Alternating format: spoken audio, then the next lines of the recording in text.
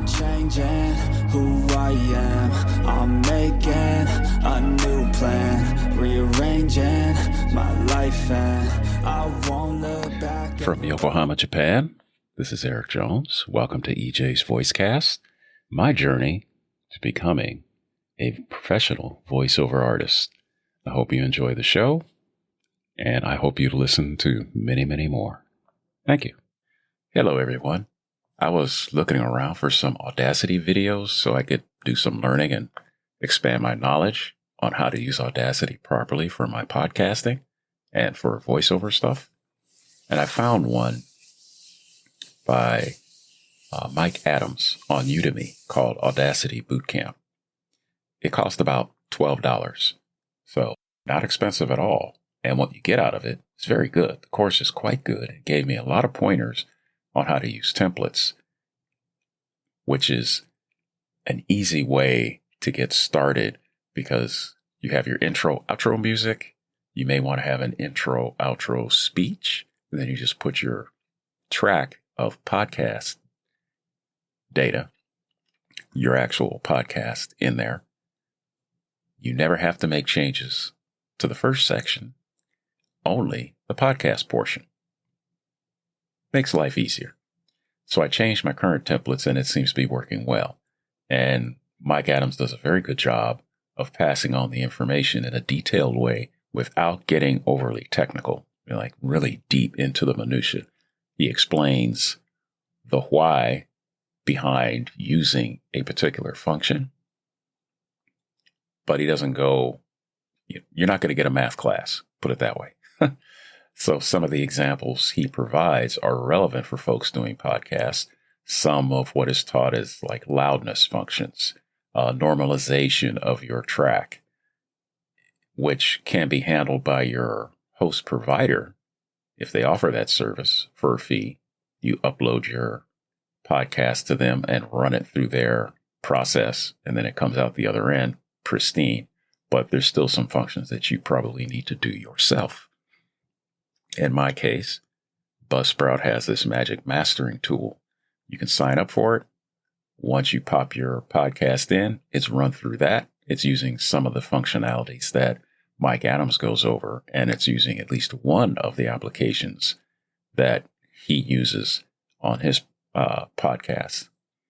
So that's what I use. I still have to remove all the ums, ers, and other sounds that I don't want in there. But hey, it takes a little bit of the back end work off of my shoulders. Since I'm doing this by myself, I don't have an editor, producer, or anybody to do that for me. So on the main Audacity menu, to the right of the selection icon, which looks like a capital I or Roman numeral 1, you have this envelope tool.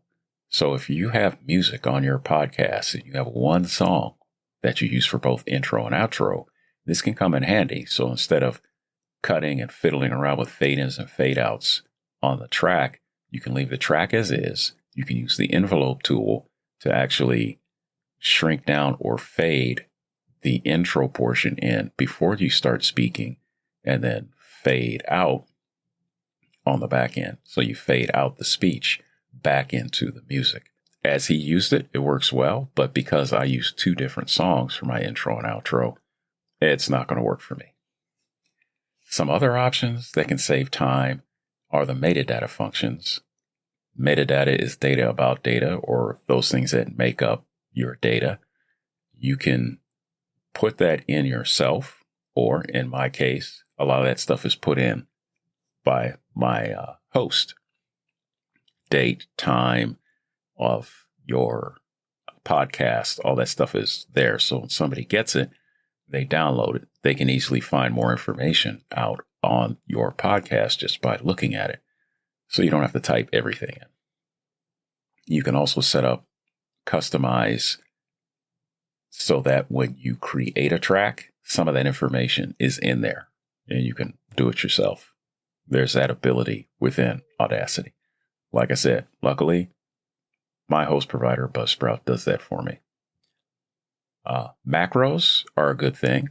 He teaches you about macros. I use them at work from time to time, so I'm familiar with them.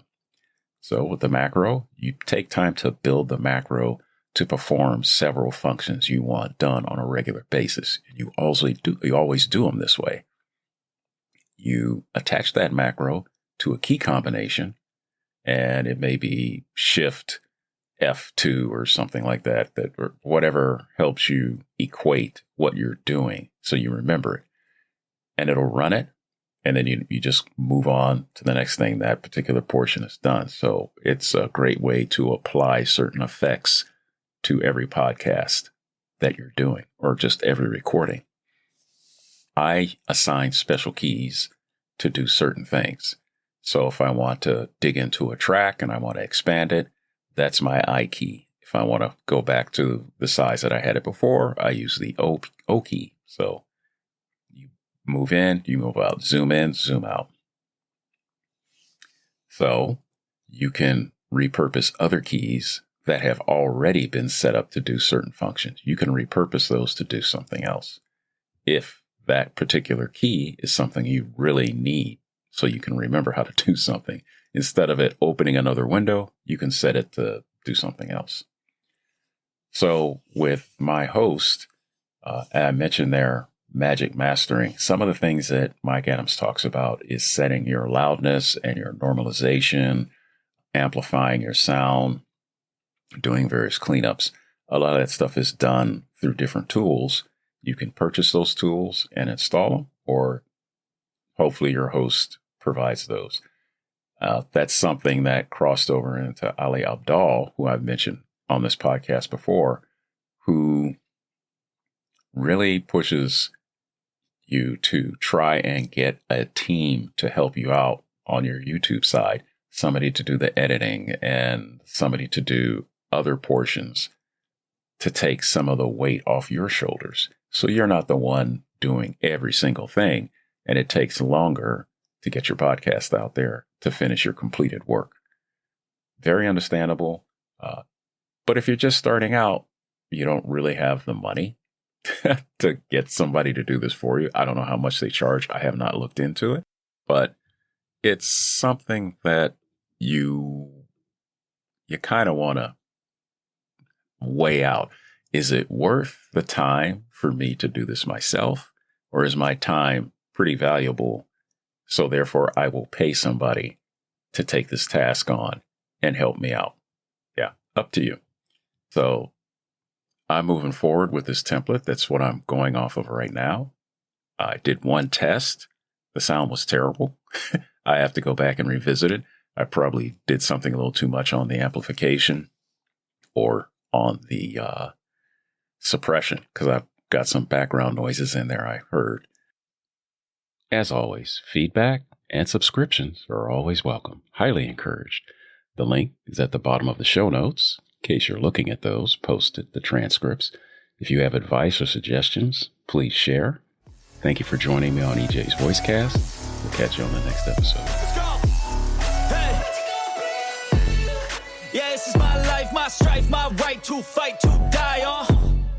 And this is my game to play, to claim a brand new name. Oh, and I ain't gonna lie to you, I'm a bit nervous that I might screw everything up that I've ever done. But what's the point of living if you ain't having fun?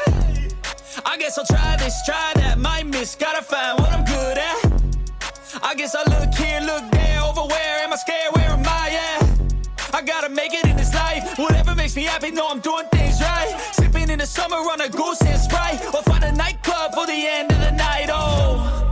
And we all got dreams, we all want things, but what you gonna do for it, how you gonna move for it, what you gonna be? And do you believe we can do anything?